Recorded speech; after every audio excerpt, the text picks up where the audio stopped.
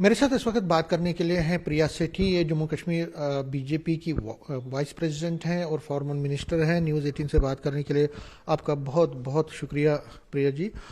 इल्तिजा मुफ्ती जो कि पीडीपी की लीडर हैं, युवा लीडर हैं, वो टारगेट कर रही है सेंट्रल गवर्नमेंट को और कह रही है कि जिस तरह से त्रिपुरा में वायलेंस हुई है, एक पर्टिकुलर कम्युनिटी को टारगेट किया गया है, उस पर वो कहती है कि अब ये रूटीन बन गया है और ये डार्क चैप्टर ऑफ इंडिया में जो डार्क चैप्टर है वो शुरू हुआ है। पुलिस के सामने ही एक पर्टिकुलर कम्युनिटी के लोगों को टारगेट किया गया, उनके मकानों को जलाया गया।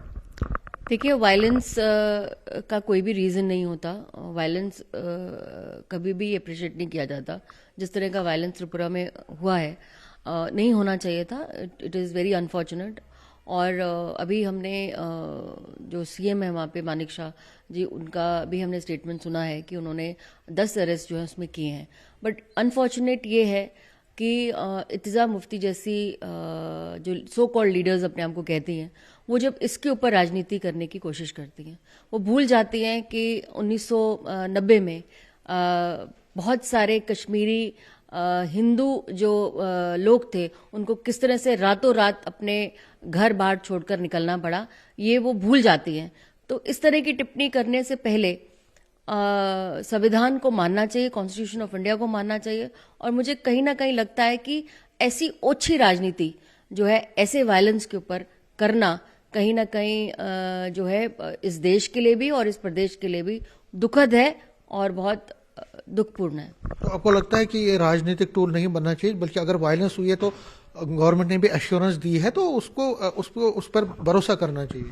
मैंने कहा वायलेंस तो कहीं नहीं होना चाहिए। बहुत निंदनीय है कि वायलेंस हुआ है और इस तरह का वायलेंस हुआ है। मुझे लगता है कि इसके ऊपर राजनीति करने से बेटर है कि अगर हिंदू है, अगर हिंदू का घर जलता है तो मुसलमान उठ के उसकी संवेदनाएं दे, और अगर मुसलमान का घर जलता है तो हिंदू को संवेदनाएं देनी चाहिए। ये उल्टा होता है। ऐसे लीडर जो अपने आप को एक ही रिलीजन के साथ अपने आप को जोड़ते हैं और इस तरह की भाषा का प्रयोग करते हैं। मैम, एक और चीज हुई है, कल 5 गवर्नमेंट के एम्प्लॉयज को सैक किया गया है। उन पर एलिगेशन है कि वो टेरर लिंक्स थे उनके टेररिस्ट के साथ। उस पर भी पीडीपी हो, नेशनल कॉन्फ्रेंस, वो भड़क गए हैं। वो कहते हैं कि एक पर्टिकुलर कम्युनिटी के एम्प्लॉयज को टारगेट किया जा रहा है। ऐसा नहीं है। हमने जब हिस्ट्री देखी है तो terrorism has no religion at all. अगर एक टेररिस्ट है, वेदर इज एन एम्प्लॉय, उसके अगेंस्ट एक्शन होना चाहिए। ठोस सबूत होंगे, ठोस चीजें होंगी, और इनको प्रोटेक्ट करने से आप देश का ही नहीं, अपने प्रदेश का भी आप ठीक से जो है नेतृत्व नहीं करना चाहती। अगर नेतृत्व करने की इच्छा हो तो मुझे लगता है एक टेररिस्ट को टेररिस्ट की नजर से ही देखना चाहिए।